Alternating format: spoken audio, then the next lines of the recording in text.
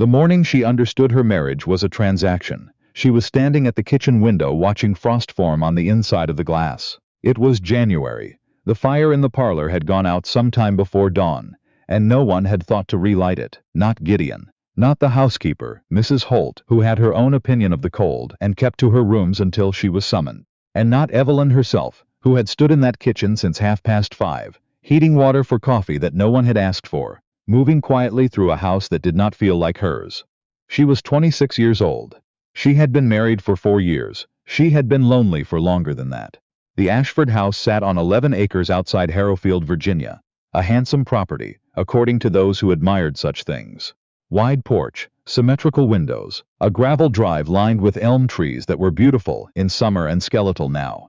Evelyn had moved into it in April of 1878, 3 weeks after her wedding, carrying 2 trunks and a hope she had not yet learned to name as foolish. Gideon Ashford was 31 at the time of their marriage. He was precise in his habits, careful with money, and largely indifferent to his wife in all the ways that mattered. He was not cruel. She would say that, if pressed. He was not cruel the way some men were cruel. He did not raise his voice, did not drink to excess, did not embarrass her publicly. What he did instead was look through her, not at her. Through her, the way you look through a window when what you're interested in is outside. He had married her because her father, Cornelius Marsh, had needed a business arrangement, and Gideon Ashford had been willing to provide one. Land adjacent to his own, debt forgiven, a handshake between men. Evelyn had been 22. She had understood the shape of it without being told directly, the way you understand the cold before you open the door. She had not been unhappy at first, or rather, she had been the kind of unhappy that doesn't yet know its own name. She cooked well. She managed the household with the efficiency that had been trained into her since childhood. She was pleasant at church, agreeable at dinners, careful never to express an opinion that might require her husband to disagree with her. She had thought in those early months that love was something that arrived later, that it was a slow thing, like a garden in a dry year, that if she was patient enough, careful enough, useful enough, something would grow. It didn't.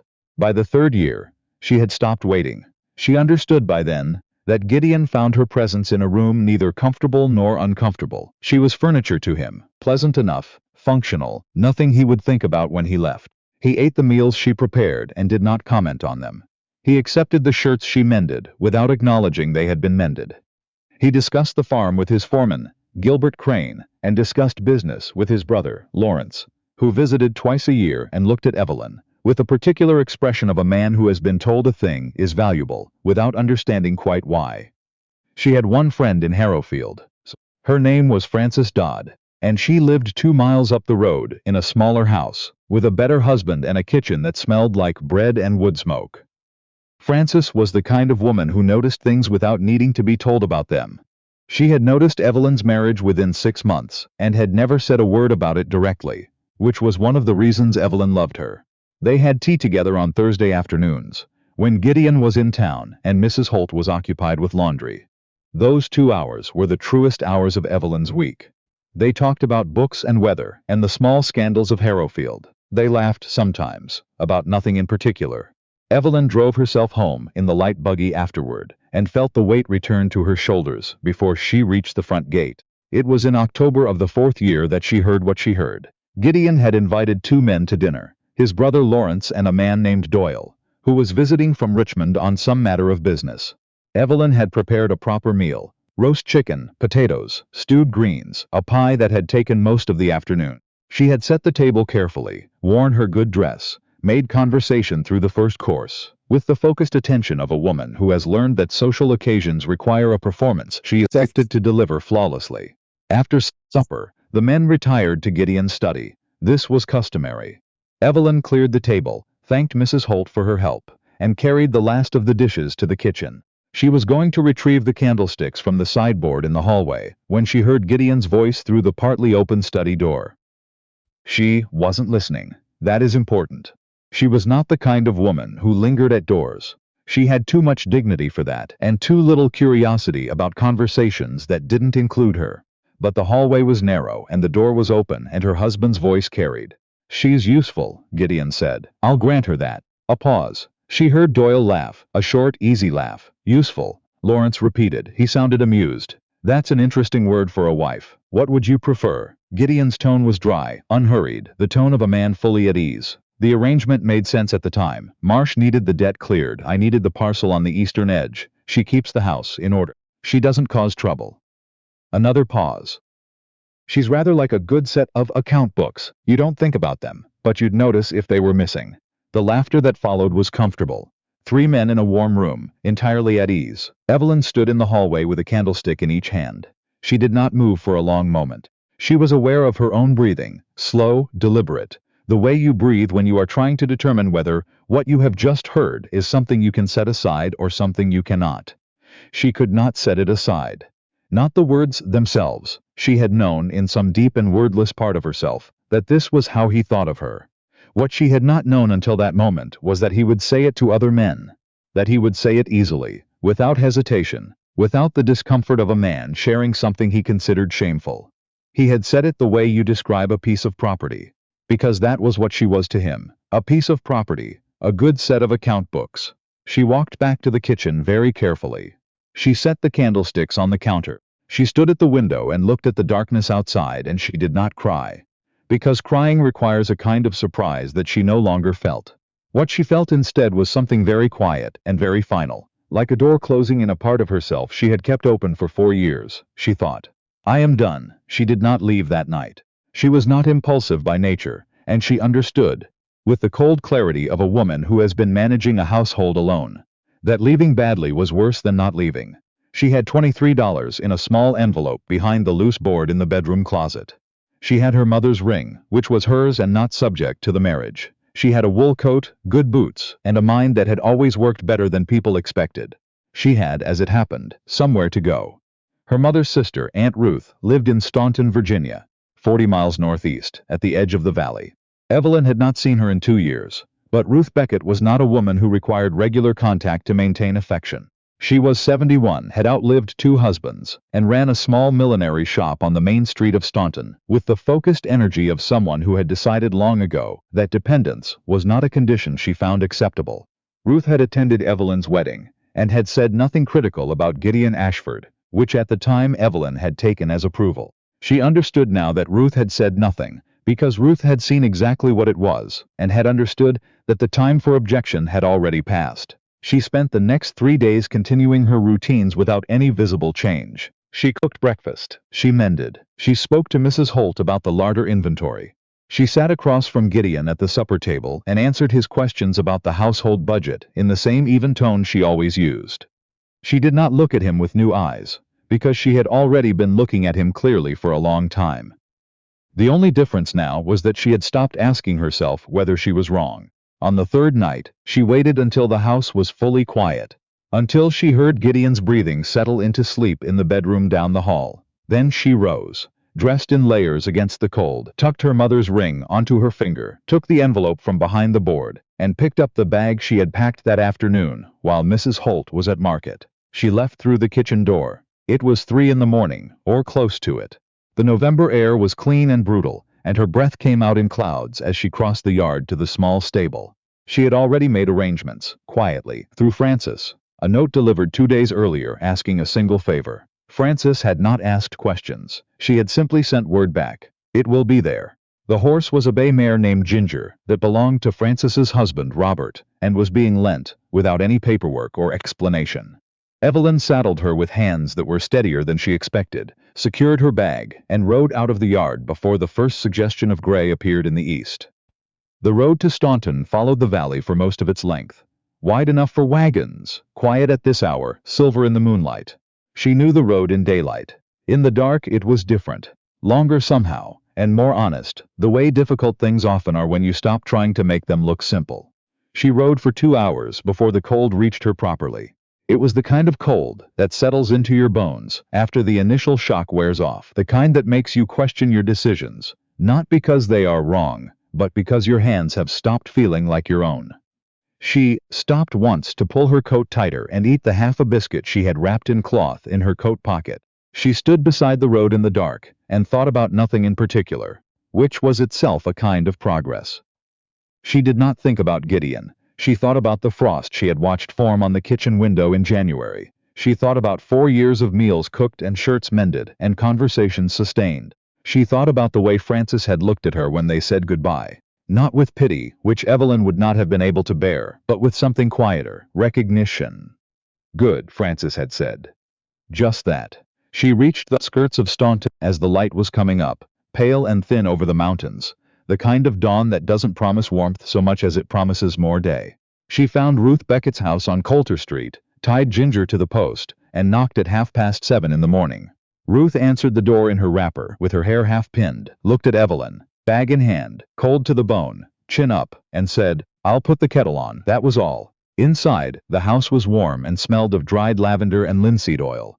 There was a cat on the parlor chair and a half-finished hat form on the work table by the window. Ruth brought tea and set it down, and then sat across from Evelyn and waited with the patience of a woman who knows that some things need time before they can be said clearly. Evelyn wrapped her hands around the mug. She looked at the hat form on the table. She said, "I left Gideon." "I know," Ruth said. "You don't seem surprised." "I'm not." Ruth poured her own tea. "I've been waiting for this particular knock for about 3 years. Evelyn said nothing for a moment. "I don't know what I'm going to do." "I do," Ruth said. "You're going to stay here until you've slept and eaten and thought clearly. Then we're going to talk about the property." Evelyn looked up. "What property?" This was the thing Evelyn did not know, because her mother had died before she could tell her, and her father had not considered it information his daughter needed. Her maternal grandmother, Helen Beckett Marsh, had owned a small parcel of land outside Staunton, 8 acres on the southeastern slope of the ridge, left to her by her own father and never sold. When Helen died, she had divided her estate between her 2 children. Cornelius Marsh had received the debts, Ruth Beckett had received the land, held in trust, as Helen had specified, for Helen's eldest granddaughter upon the granddaughter's 25th birthday, or upon her leaving a marriage that did not serve her, whichever came second. Helen Beckett Marsh had been, in the words of her surviving daughter, a woman who thought ahead. Evelyn sat at Ruth's kitchen table for a long time after Ruth explained this. The tea went cold. The cat came in from the parlor and regarded her briefly before departing. "She knew," Evelyn said finally. "She knew this might happen. She knew the kinds of arrangements men make," Ruth said. "And she knew that women need something that isn't contingent on a man's goodwill." 8 acres was not a fortune. Ruth was direct about that. It was wooded land, mostly, with a small stone structure, a former dairy building, that would need work. There was water. There was access from the main road. There was potential, if you were the kind of person who knew what to do with potential. Evelyn, as it turned out, was exactly that kind of person. She spent her first week at Ruth's house sleeping more than she had slept in 4 years. Her body seemed to require it, 10, 11 hours at a stretch, as though it were settling accounts of its own. She helped in the millinery shop in the afternoons, learning quickly, her hands useful at the fine work of stitching and shaping. Ruth watched her without comment for several days before she said, "You were always better at this than keeping a man's house." "I didn't know I had a choice," Evelyn said. "You do now." In the evenings, Ruth talked, not about the marriage. She seemed to understand instinctively that there was nothing productive to say about it, but about the shop, about Staunton, about the other women she knew who had made something for themselves in the years after the war, when necessity had made certain conversations possible that had not been possible before. Women who ran boarding houses and seamstress shops and dry goods stores. Women who had found, in the wreckage of various circumstances, a kind of freedom that their more fortunate counterparts never got to discover. "Hardship is terrible," Ruth said one evening, without looking up from her mending. "But it does give you permission to try things." In early December, Evelyn went to see the land. Ruth drove her in the small buggy on a morning that was cold but still, the mountains visible to the west, the valley laid out below them in its winter colors. The property sat at the end of a narrow track off the Waynesboro Road. They walked it together, the dead grass crunching underfoot, their breath rising in clouds. The stone building was smaller than she'd imagined but solidly made, thick walls, a good roof in need of minor repair, a south-facing window that would flood with light in the morning hours. The land itself sloped gently toward a creek that ran clear even in winter. There were mature oaks along the northern edge, and an old apple orchard, 4 trees, gnarled but alive, along the south. She stood in the middle of it for a long time. She thought about the kitchen window at the Ashford house and the frost she had watched form there. She thought about 4 years of silence and the easy laughter of men in a warm room. She thought about what it meant to be useful in a way that left no mark of your existence. She thought, here Here is where I will leave a mark. She applied for the deed transfer in late December, working with Ruth's solicitor, a careful man named Mr. Aldridge, who explained the process without condescension, which she noted and appreciated. The legal situation regarding her marriage was complicated. Virginia law in 1878 did not offer easy exits, but Mr. Aldridge explained that the property had been held in her grandmother's trust and was not marital property under the terms of the bequest. Gideon Ashford had no claim on it. When she heard that, she felt something loosen in her chest that she hadn't known was held tight. "He'll know I'm here eventually," she said. "He may," Mr. Aldridge agreed. "But knowing where you are and having legal recourse are different matters." Gideon did come, eventually, in February, on a gray Tuesday, appearing at Ruth's door with the expression of a man who has discovered that something he considered owned has moved without permission. He was polite, which was true to his character. He was controlled. He said that he would prefer she returned, that there were appearances to consider, that the arrangement had been mutually beneficial.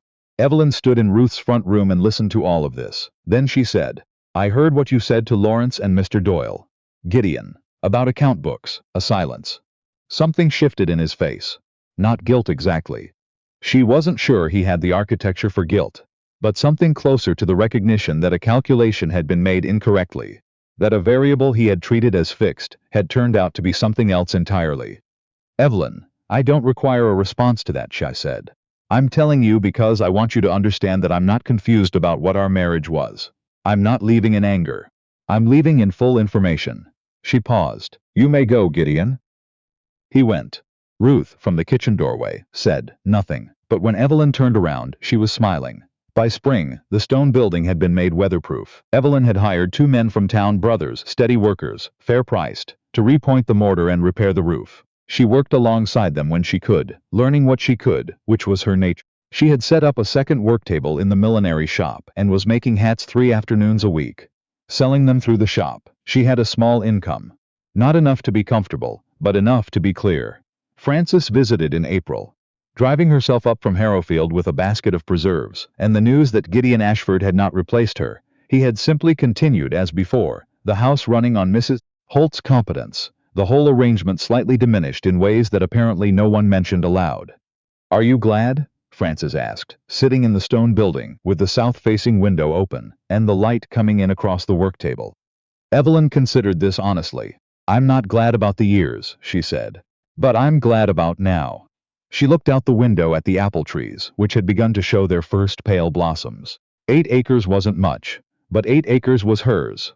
Not held in a husband's name, not contingent on anyone's approval, not dependent on making herself small enough to go unnoticed. 8 acres was the beginning. There was a woman in Staunton named Ada Colvin who came to the millinery shop in May and spent a long time looking at the hats without purchasing any. She came back the following week. On the 3rd visit, Evelyn offered her tea in the back room, and Ada Colvin sat down and told her, without preamble, that she had been living in a situation she needed to leave, and had no idea how to begin. Evelyn listened. Then she said, "How much do you have?" Ada said $27 and my mother's brooch. Evelyn thought about $23 in an envelope behind a loose board, and a bay mare named Ginger, borrowed from a friend, who hadn't asked questions. "That's enough to start," she said. She didn't say more than that first afternoon. But she gave Ada Colvin the name of Mr. Aldridge, and the address of a boarding house on Augusta Street, run by a woman named Mrs. Perry, who asked few questions and kept good accounts, and a card with her own address on the back. Ada Colvin came back. Then there were 2 women after her, then one more. Evelyn hadn't set out to become a person that women came to when they needed somewhere to go. But there is a particular knowledge that comes from having had to find your own way in the dark, and people can sense it in you. The fact that you have stood on a cold road at 3 in the morning and kept riding anyway. She helped where she could. She helped quietly, without ceremony, in the practical language of addresses and names, and the specific information that women in difficult situations actually need. Where to go, who to trust, what they have a right to. She filed for legal separation in October of 1879, 1 year after she left. The grounds were abandonment, which her solicitor advised was more strategically useful than the truth, which was more complicated and harder to prove. The process was slow and costly and required her presence in a court, where a male judge would review the circumstances of her marriage and determine whether she had sufficient cause to be considered a separate legal person from her husband. She sat in that courtroom with her hands folded and her back straight and answered every question in the flat, accurate, unhurried voice of a woman who has nothing left to perform. The separation was granted. She walked out of the courthouse into November sunshine and stood on the steps for a moment, not doing anything in particular, just breathing. Ruth was waiting at the bottom of the steps with the buggy. She looked at Evelyn's face and said, "Good." The same word Francis had used at the gate. It struck Evelyn then how many women had said that single word to her at the specific moments when it was the only word that fit. Not congratulations. Not finally. Not I told you so. Just good, plain and sufficient, the way a thing is when it is simply true. She climbed into the buggy. Ruth handed her the reins. By the winter of 1880, the stone building had a name. She had not planned to name it. It had seemed overly formal, a gesture toward permanence she hadn't been sure she deserved to make. But Ruth had pointed out, with her particular brand of dry practicality, that a place without a name is hard to find, and she was trying to become a place people could find. She called it Beckett House, after her grandmother. It seemed right. It was the kind of naming that acknowledges a debt without trying to repay it. She put a sign on the gate. She kept the fire burning. She grew herbs along the south-facing wall that first summer and apple preserves from the 4 trees in fall. The 2 men who had repaired the roof came back to add a second room onto the building's east side, and she worked with them again, learning this time how to lay a floor properly, how to judge a beam's weight. Women came. Not many and not always at convenient times. But they came, sent by Mr. Aldridge or by Mrs. Perry at the boarding house on Augusta Street, or by women who had been women themselves once and had eventually found their feet and remembered. Evelyn never thought of what she did as important work. It felt to her like the simple extension of what Ruth had done on the morning she answered the door in her wrapper with her hair half pinned. Put the kettle on. Made space. Asked nothing except, "What do you need next?" She was 31 years old in the spring of 1883, when she walked the full boundary of the 8 acres for the first time with a measuring line and a notebook. She had been thinking about the orchard, whether to expand it, whether the soil on the eastern edge was worth clearing, whether the creek had the flow to support a kitchen garden through July. She stood at the highest point of the property, a small rise at the northern edge, under the oaks, and looked out over the valley. The mountains were blue in the distance. The apple trees were blooming again. The stone building with its new east room sat below her, solid and weathered, the sign on the gate just legible from here. She thought about the Ashford house, with its symmetrical windows and its gravel drive, and found that she did not feel much about it one way or another. It had been a place where she had been unhappy. That was a fact. It was not the whole of her story, and it was not the part she planned to carry forward. What she carried forward was this: the measuring line in her hand, the notebook under her arm, the 8 acres she had not known she owned until the moment she needed them most. She opened the notebook to a fresh page. She wrote the date at the top. Then she walked down the hill toward the orchard, already calculating